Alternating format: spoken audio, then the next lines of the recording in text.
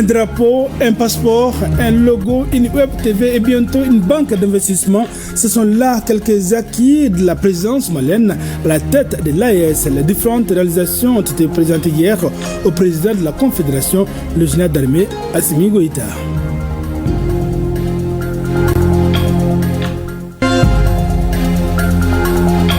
Le Conseil national de sécurité alimentaire et nutritionnelle a tenu ce jeudi sa 21e session. Il ressort de la présente assise qu'au Mali, plus d'1 470 000 personnes sont en situation de crise alimentaire en 2025. Ce chiffre a été donné par le Premier ministre à l'ouverture des travaux, c'était hier. Mesdames, Messieurs, bonjour et bienvenue aux informations. Direction Koulouba, là-bas a eu lieu hier une séance d'évaluation de la présidence malienne de la Confédération des États du Sahel à 3 mois du sommet des dirigeants. Il s'agissait de faire le point de la feuille de route consensuelle déclinée par les chefs d'État de Burkina Faso, du Mali et du Niger. Des présentations ont été faites par des ministres de certains secteurs comme la défense et la sécurité, la diplomatie et le développement. À l'actif de la Confédération, un drapeau, un passeport, un logo, une web TV et bientôt une banque d'investissement. On en sait plus avec Sera Bachili. La destinée du Sahel sous la présidence malienne. Les prouesses s'évaluent à Koulouba à quelques 3 mois de la tenue du 2e sommet de la Confédération des États du Sahel. Le président de la transition, le général d'armée Assimi Goïta, président de la Confédération des États du Sahel, note les points d'exécution des tâches confiées aux différents départements sous la coupole du Premier ministre chef du gouvernement. C'est une mise au point des réalisations en lien avec la feuille de route consensuelle qui décline les stratégies du Sahel. Immédiatement, la mise en place des comités nationaux AES, c'est-à-dire dans les 3 pays. Les différents chefs d'État ont mis en place une telle structure pour assurer à la fois et la coordination et le suivi et le bon fonctionnement de la Confédération AES. Ici au Mali, cette commission nationale est présidée par le chef de l'État qui assure la présidence du comité de pilotage. Mais à côté, il y a bien entendu 3 comités sectoriels. C'est important de rappeler que nous sommes quasiment à 3 mois du prochain sommet. Le chef de l'État a fait le point du suivi et surtout a évalué tous les acquis, bien entendu les actions entreprises par les différents comités. Il a prodigué de conseils très pertinents et bien entendu et les stratégies afin que s'il plaît à Dieu dans 3 mois, que tous les objectifs que le Mali s'est assigné dans le cadre de la mise en œuvre de cette feuille de route puissent être valablement réalisés, puissent être valablement atteints. Pour une souveraineté totale, le Sahel met l'accent sur la défense, la diplomatie et le développement. Sur le plan de la défense et de la sécurité, la Confédération a mis en route sa stratégie de défense commune, coordonnant ses efforts militaires pour contrer toute velléité d'ingérence. La force conjointe de défense des États du Sahel est opérationnelle. Le ministre de la Défense et des anciens combattants, le général Sadio Kamara, a détaillé au chef de l'État les opérations déjà menées. Ce que nous pouvons retenir, c'est vraiment l'opérationnalisation de la force conjointe qui est aujourd'hui une réalité, qui arrive à faire des opérations conjointes sur le terrain. Nous pouvons rassurer le peuple du Sahel que sous le leadership de nos chefs d'État, nous allons continuer à travailler davantage pour mener nos missions à bien. Présentement, il y a l'opération IRECO 2 qui est en cours avec des résultats probants. Cette opération se passe dans la zone des 3 frontières entre le Mali, le Burkina et le Niger.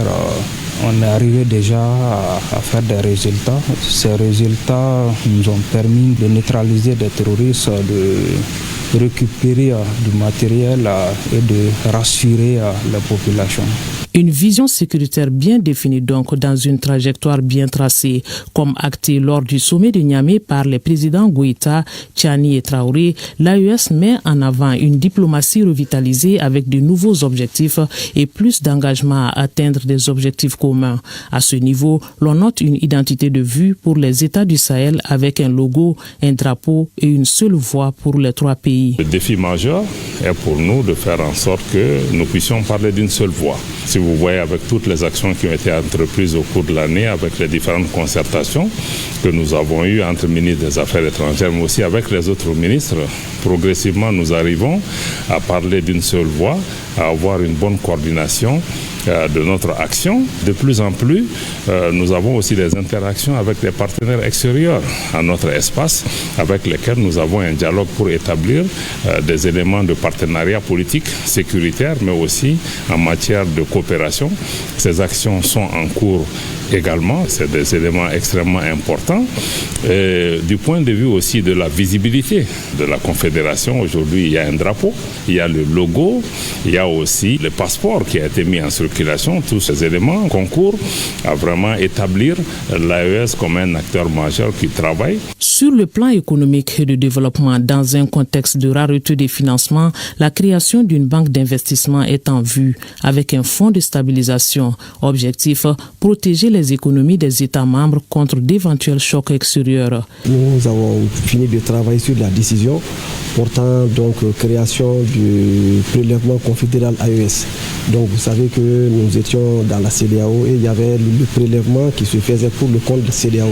Les marchandises entrant, les liquides, les solides, on prélevait 0,5% pour abonder le fonds qui permettait le fonctionnement de la CEDEAO. Et aujourd'hui, on a retenu, après les travaux des experts et des ministres de l'économie et des finances, de maintenir un taux de 0,50 de prélèvement qu'on va appeler le prélèvement confédéral AES qui va servir à abonder les fonds qui permettront justement de financer toutes les activités de la Confédération, mais également les investissements et tous les projets que nous voudrions bien mettre en œuvre. La deuxième chose, c'est la Banque confédérale pour l'investissement et le développement de la Confédération AES. Nous avons déjà validé la décision portant création de cette banque lors de la dernière réunion qui s'est tenue à Bamako ici le 16 janvier.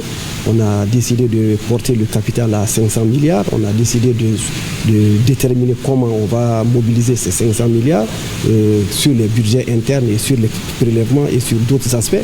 Dans un délai de 9 mois, logiquement, si le calendrier est respecté, nous pouvons commencer à instruire les premiers crédits au niveau de cette banque douane, notamment au Niger, au Burkina, à Bamako. Et ces différentes réunions des douanes ont permis donc de proposer un code des douanes AES et de déterminer un tarif préférentiel AES et de déterminer un tarif intérieur AES. Donc ce qui veut dire que de plus en plus nous allons converger vers un espace douanier unique qui va permettre de favoriser, de faciliter les mouvements des biens. Le tout est soutenu par le volet communication, un maillon essentiel de la chaîne dans un monde en guerre informationnelle. Il faut être proactif et couper court à la désinformation. Nous sommes dans un contexte de guerre informationnelle. Tous les États de l'AES sont victimes de ce terrorisme médiatique. Donc le pilier communication est extrêmement important pour toujours expliquer un peu la démarche du leadership de la Confédération des États de l'AES, les objectifs recherchés par cette confédération. Le ministre de la Communication et de l'Économie numérique a eu également eu l'opportunité d'exposer au chef de l'État les démarches entreprises afin que certains engagements présidentiels puissent être réalisés avant la fin de la présidence malienne. Je voudrais ici évoquer la création d'une télé AES. Toutes ces activités visent un même objectif. D'abord, c'est la souveraineté pleine et entière des États de la Confédération du Sahel, donc AES, la prospérité des populations et surtout, bien entendu, des questions de défense et de sécurité afin que cet espace soit bien défendu, bien sécurisé et que la souveraineté soit totalement pleine et entière au profit de nos populations, conformément à la vision de nos trois leaders. La souveraineté étant économique, un cadre de coordination des actions du secteur privé pour le développement économique de la région a été activé. Il s'agit donc de densifier les échanges commerciaux entre les États du Sahel avec la valorisation des ressources locales. Malgré les péripéties, la Confédération tient bon avec le peuple qui reste son centre de gravité. Autre point de l'actualité au Mali, plus d'1 470 000 personnes sont en situation de crise alimentaire en 2025.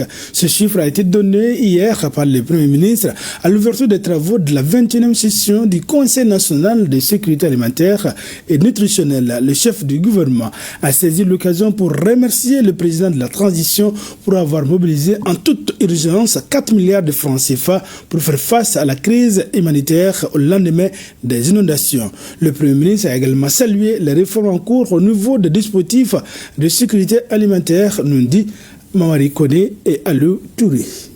Cette 21e session du Conseil national de sécurité alimentaire est un cadre privilégié pour les membres du Conseil de suivre la situation alimentaire du pays, d'examiner le bilan de la mise en œuvre du précédent plan national de réponse et d'approuver le plan national de réponse de l'année en cours. L'un des défis sera de garantir un approvisionnement régulier des marchés afin d'assurer la disponibilité des céréales pour la population, en particulier les couches les plus vulnérables durant la période de soudure. Mesdames et messieurs, cette année, les services techniques appropriés annoncent 1 470 114 personnes en situation de crise, soit 6,25% de la population, parmi lesquelles 100 941 personnes en situation d'urgence. Les personnes en situation de stress alimentaire sont estimées à plus de 4 millions, soit 17,15% de la population. Pour faire face à cette situation, l'État assistera les populations ciblées à travers l'assistance alimentaire, des distributions ponctuelles, des ventes à prix subventionnés et enfin la mise en place des facilités alimentaires. Pour assurer une gestion efficace de cette situation humanitaire, il est essentiel que toutes les interventions des différents acteurs soient coordonnées par le commissariat à la sécurité alimentaire afin d'en optimiser l'impact. Selon le Premier ministre, l'année 2024 a été marquée par une pluviométrie excédentaire, provoquant parfois des inondations avec des conséquences désastreuses sur l'ensemble du territoire national. Face à cette situation et conformément au dispositif national de gestion des crises et catastrophes, le gouvernement a pris des mesures urgentes et adéquates pour secourir nos populations victimes des inondations et apporter sa compassion aux familles attristées. C'est ainsi que l'état de catastrophe nationale a été déclaré par le décret numéro 2024-0485/PMRM du 23 août 2024 pour une meilleure coordination des actions de secours et de l'assistance humanitaire. Je remercie vivement son Excellence le général d'armée Assimi Goïta, président de la transition, chef de l'État, pour avoir mobilisé en toute urgence 4 milliards de francs CFA pour l'assistance humanitaire immédiate, la réhabilitation des écoles inondées et le curage des collecteurs à Bamako. Concernant la situation alimentaire, l'État, à travers le commissariat à la sécurité alimentaire et les autres acteurs, a mobilisé tous les moyens à sa portée et a diversifié les réponses pour venir en aide aux victimes. Malgré ces facteurs climatiques et l'insécurité, le bilan de la campagne agricole est satisfaisant avec une production de 11 millions de tonnes de céréales, 615 000 tonnes de coton-graines, 76 750 tonnes de viande rouge et 113 220 tonnes de poissons. Le Premier ministre a aussi salué les réformes en cours dans le domaine de la sécurité alimentaire. Les réformes au niveau du dispositif national de sécurité alimentaire se poursuivent et portent plus particulièrement sur le ciblage précis des bénéficiaires. Le renforcement de la gouvernance, la planification conjointe, l'implication des acteurs au niveau régional, l'amélioration de la gestion des stocks nationaux et le renforcement du mécanisme de suivi et évaluation. Nous portons déjà et nous pouvons nous réjouir de la création de l'agence de veille et d'alerte en sécurité alimentaire et nutritionnelle, suite à la fusion du système d'alerte précoce et l'Observatoire des marchés agricoles en vue d'une meilleure synergie des données et analyses et d'une meilleure évaluation et surveillance de la situation de sécurité alimentaire dans notre pays. Je salue également la mise en place de l'initiative Facilité alimentaire malienne, un instrument novateur dans l'histoire du dispositif national de sécurité alimentaire mis en œuvre pour accroître la flexibilité et l'efficacité des interventions en matière de sécurité alimentaire, des actions de résilience ou de renforcement des moyens d'existence. J'engage le commissaire à la sécurité alimentaire à accélérer le rythme des réformes du dispositif national de sécurité alimentaire pour l'amélioration des moyens d'existence de nos concitoyens. Le général de division Abdoulaye Maïga a réaffirmé la disponibilité du gouvernement à accompagner le renforcement des capacités opérationnelles des outils du dispositif de sécurité alimentaire. Le président du Conseil national de transition, Maliki Diaw, a reçu hier en audience une forte délégation du comité interparlementaire de l'UEMOA avec à sa tête le président par intérim du comité. Avec ces parlementaires, il a été question de paix, de sécurité, de bonne gouvernance et de développement dans l'espace. Le point avec Tamsi Diabaté, Omarka Traoré. Pour consolider les acquis de l'intégration dans l'Union économique et monétaire ouest-africaine, les parlementaires du CIP-UEMOA sont reçus au Conseil national de transition. Cette audience à l'allure d'une séance de travail avec le président du CNT était élargie aux membres du Conseil national de transition et de son cabinet. Cela en vue d'approfondir les échanges sur les défis et perspectives du processus d'intégration dans l'espace. Et toutes choses qui ont permis de passer au peigne fin des questions d'intérêt régional, notamment la mise en œuvre des programmes communautaires dans les États membres sur la paix, la sécurité et la bonne gouvernance. Le président du CNT étant le tuteur des députés de l'UEMOA ici à Bamako, nous avons demandé et obtenu une audience pour pouvoir lui rendre les civilités et profiter de l'occasion pour recevoir de lui des conseils et des orientations pour la bonne tenue de notre session ici à Bamako. Nous avons aussi profité pour dire merci au président du CNT pour les dispositions qui ont été prises pour rendre agréable le séjour de tous les députés de l'espace UEMOA ici à Bamako. Au cours de cette audience, les échanges ont également porté sur les réformes et les réalisations menées au cours de ces 30 dernières années par l'Union économique et monétaire ouest-africaine UEMOA. Dans la même dynamique, le comité interparlementaire de l'Union s'engage à renforcer la coopération interparlementaire avec le Conseil national de transition. C'est dans le cadre bien sûr de la diplomatie parlementaire qui permet d'une manière ou d'une autre de rapprocher les différents parlements et d'échanger sur des questions qui concernent l'ensemble des pays de l'UEMOA. Et je pense qu'à ce niveau, nous avons eu vraiment des échanges très très constructifs avec le président du CNT sur la marche de notre union. Ça se passait dans un esprit de convivialité et de fraternité. Force est de rappeler que l'UEMOA au Mali, c'est 27 milliards de francs CFA pour 7 projets qui sont en cours de réalisation, notamment dans les domaines de l'agriculture, l'élevage et l'énergie renouvelable. Le ministre de l'Environnement, de l'Assainissement et du Développement durable a visité les dépôts d'ordures de Numumbougou et le parc animalier de Tianfala. Doumbia Maram Tangara voulait s'enquérir de la situation de ces deux infrastructures, toutes aussi importantes dans la préservation de notre environnement. Compte rendu signé Alocénie Touré. La décharge finale de Numumbougou est le principal exutoire pour Bamako et ses environs. Située à 25 km sur la route de Koulikoro, la décharge de Numumbougou connaît des problèmes de gestion. Au niveau de la décharge, nous avons constaté qu'il y a un problème de gestion à ce niveau. Donc, il y a des machines qui sont arrêtées depuis des années. Également, il y a un problème au niveau de la cellule A. Toutes les ordures sont acheminées au niveau de cette décharge. Donc, on a constaté que les ordures ne sont pas compactées et sont entassées, et puis il y a quand même une sorte de dépôt anarchique à ce niveau. Quant au parc animalier de Tianfala, il est le fruit d'un partenariat public-privé impliquant l'État malien d'une part et un promoteur privé d'autre part. Ce parc de 300 hectares est aménagé à moitié et compte une centaine de pensionnaires dont des buffles, des antilopes, des girafes et d'autres espèces à conserver. Nous avons fait le tour du parc animalier. Donc l'idéal c'était de voir les animaux, mais malheureusement on nous a fait savoir que comme il y a la chaleur maintenant, les animaux sont rentrés dans leurs habitats. Mais nous avons constaté quand même qu'il y a un problème de gestion également à ce niveau. Comme nous n'avons pas rencontré le directeur, dans les prochains jours, les équipes des services forestiers viendront voir comment voir au niveau de la gestion ce qu'il faut faire. Pas de chance cette fois-ci, nous n'avons pas pu vous montrer des images d'animaux. La chaleur et le bruit des véhicules y sont pour quelque chose, nous a-t-on dit. Mais cela n'est que partie remise car nous reviendrons très prochainement à la rencontre des animaux du parc de Tianfala. Makorobaw de côté, Sodongo, Yiridongo, Djidongo, Poyeredonde Nkonte.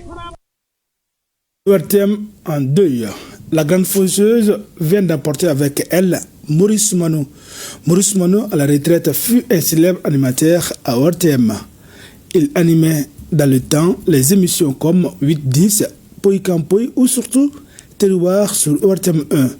Maurice Mano est décédé hier à l'hôpital du Mali à la suite d'une courte maladie. Il avait 73 ans.